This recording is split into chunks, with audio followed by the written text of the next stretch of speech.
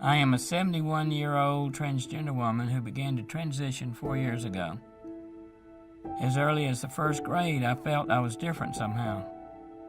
People don't understand how a 4 or 5-year-old can know that. It would be hard for me to imagine if I hadn't gone through it. But when I grew up in the 50s and 60s, the word transgender did not exist. Furthermore, the thought of people changing genders was abhorrent. In Mississippi, I'm a Republican on economic issues, not social issues.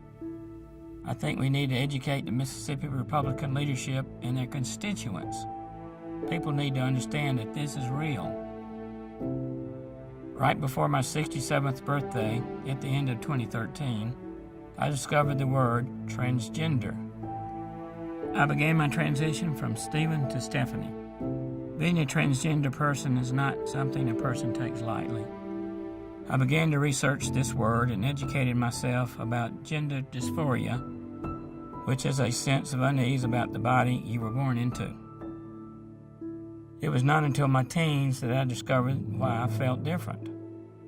I should have been born female, but there was nothing I could do about it.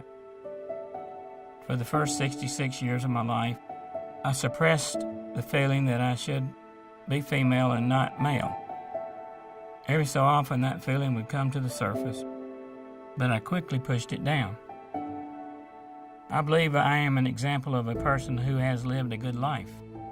I am a Vietnam-era veteran, completed college with a master's level degree, got married, had a wonderful daughter, had a good job, retiring in the management level. During this time, my emotional health declined. I was told for many years by my wife and others that I was depressed and I needed to do something about it. I did not feel depressed nor do anything about it, and my marriage ended in 2012. As part of my transition, a psychologist diagnosed me as having gender identity disorder as well as depressive disorder. It was only through following ethical guidelines of care that I was finally able to accept, rather than deny, that I was depressed, and finally had the word to describe it. I feel the majority of Mississippians do not understand what being transgender means. We need to understand that transgender people are normal people. Another thing is Mississippi needs more support for transgender individuals who are coming to terms with their true identity. Nowadays, I just try to present myself as female. I am living my real self. My depression has lifted. I have joined advocacy groups, and I took my first steps toward political lobbying in the summer of 2017.